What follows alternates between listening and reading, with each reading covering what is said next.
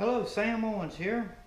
We're going to show you the installation procedure for the Optima battery tray.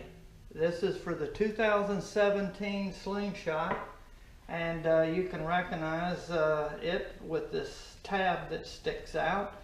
They made some slight changes in the battery tray area, and it's a little different starting with 2017. So now you're going to have dimensions here that you need to be aware of when ordering a battery. The Optima battery, there's many different sizes and styles, so we'll give you the model number of the one that we recommend. Now, with a T40 torque bit, you're going to remove two screws here. We just remove both of these. With the flat tip screwdriver, you just stick it along this pin and pry out, and pry the other side out.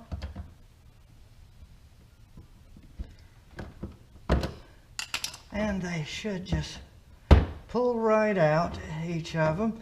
Now, if you need pliers, you can do that. And then we just pull this whole little assembly out. These are little pop pins. Okay, put those aside. You're going to use them again. Okay, now we need to get this out. And then we pull up or push down and pry this. Yeah, I think it's down. And this is what it looks like. You'll want to notice how things are hooked up. This right here is your ground, your negative terminal. This is where it grounds it to the frame. And there is your positive terminal. It's covered with a red cover so that you don't accidentally short that terminal to any of this ground frame. Or if you short this terminal with this terminal with, say, a screwdriver or a tool, you're going to get a bad sparking condition, and you could even have the battery to be damaged if it were to stick and weld, and you want to be cautious about this. So the first thing we're going to do is make it a lot safer by removing this ground first. So with a 10mm socket or tool of some type of your desire that will fit in there, this 1/4" drive socket seems to work pretty good. You have one wire right here is going to the battery tender. So, and this is the positive side, so those will need to be reconnected later. But now we're a lot safer, and okay, now we're going to start taking this battery strap out, and part of it is taking these two bolts, as we said, remove them. But this is slightly in the way, so we're going to remove this cover to gain better access. So you just squeeze here, and you'll see there's 3 fuses in there, and that's what they are. So this is good to know about this location of your fuses. So now we'll just take our 10mm, and we'll just take this loose. Take this one loose too. But be careful of your fuses there. And we'll loosen this one up also. All of these are 10mm, and you don't need to take this loose. You can leave this like that because there's a cutout on the new battery tray.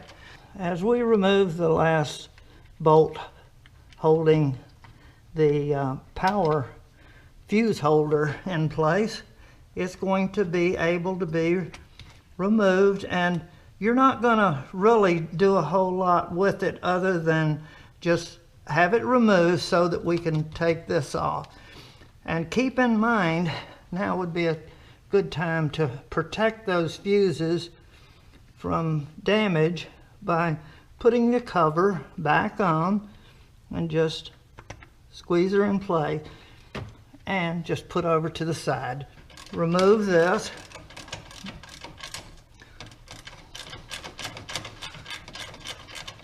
And I'm not going to remove it all the way. With a 8mm box wrench and your 10mm here, you can experiment around with the best way to achieve this. I have found I can reach my hand around and get access through here.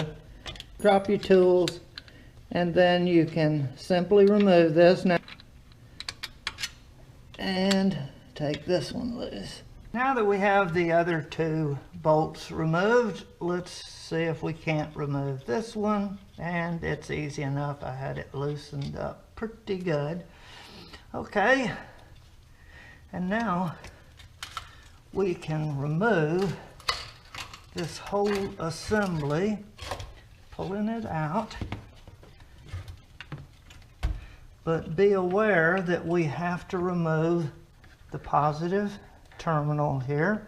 And since we have our ground off, we still want to take precautions not to touch things, just to be on the safe side always. Oh my goodness, that nut was loose already. It was not tight. I could have ended up with a problem at some point. Loose terminals are not good for battery connections. Okay, so there. You see, before I take it loose, this is the battery tender, and this is a fuse right here, and this is a cover. I'm not going to take it off right now, but that's how you get access to the fuse if you were to blow that. Okay, so now I take this nut out, and there's my connection. And I'm going to put this over to the side. To get the battery out, get you something that will allow you to slide the battery out onto it. I found this box that's the perfect height. You probably have something in your house that will equally do it. So now on the back side is the tab hangs down for this bracket. So it's going to want to hit the metal here. So if you take your finger and pull away as you guide it and tip it, you probably will make it. And it's just like that. And pull her on down. Okay, once you get it out, then you can take the battery over to a safe location. Don't let any of this material short across these two terminals. So you guard that very carefully, and right now we could remove this. We're going to install our battery box in position, and you want this part hanging down, the square hole over to line up with this, and this tab to the back. So we pop this right down in there like that, and that's the way it's going to sit. Now we're going to put our bolt here and a nut here, and notice how I'm reaching through. I found this is a pretty easy way. I lay down and just screw this thing on. I put this one, these are 8mm bolts with 10mm nuts. So it's going to require a couple of tools. Maybe this is a better way with your, yeah. Okay, I'm getting her this way. You see, this is a little bit of an awkward place to work. just to show you. Okay, I got that on there, I think. And I just do the same thing here. The Optima battery has two posts on the top, and they have included the post connectors in your kit. And what you'll want to do is on the negative terminal, you take the negative side, this is the positive side with the red, you connect these together like this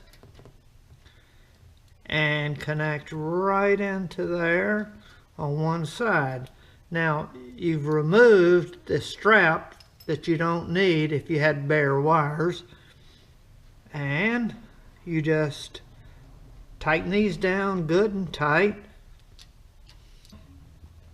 For the positive terminal, place the post connector in this position with this side up, so the tapered side is down that will fit over the post, and then take and tighten. Oh, this is the battery tender, so you have your negative down here, your positive here, and you just tighten this up and get your wrench and kind of hold this back a little bit. This is 11 millimeter, and you give her a good tight turn. Now you'll want to put your Optima battery in with the positive terminal back, mount the positive terminal and tighten down with this nut, and then once that's in position, then you will place this like this over the battery, going into this slot and lining up so that, see, it pushes back so that this side is locked in, and then you will make sure your wires are not in the wrong position. Then you place this bolt. Now you're going to notice there's longer bolts and a short bolt. The short bolt goes here. The two long ones go in there. So keep that in mind. And you just screw this down. Okay. Now the next thing is we get this locked in with the two bolts here. And what we do is unplug this so that we can get access to it. And we put this back here. Put your bolt, this one, right there. Tighten her down as much as you can with your hand.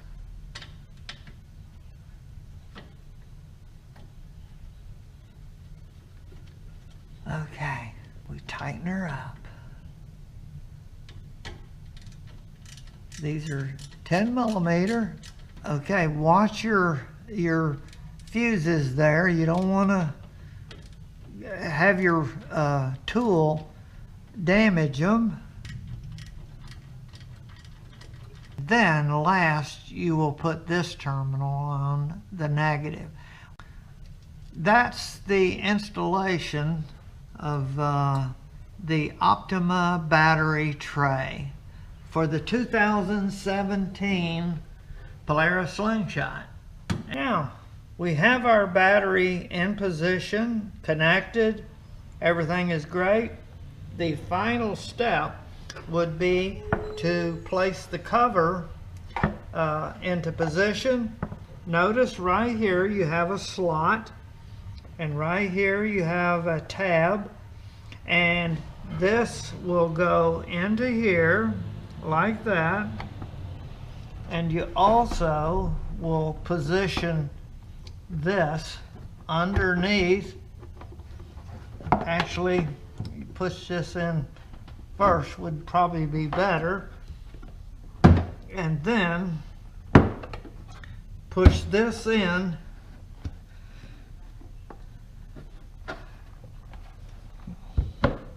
Okay, once that's in, then kind of bump up T40s, making sure that's in position, and we just go right in here.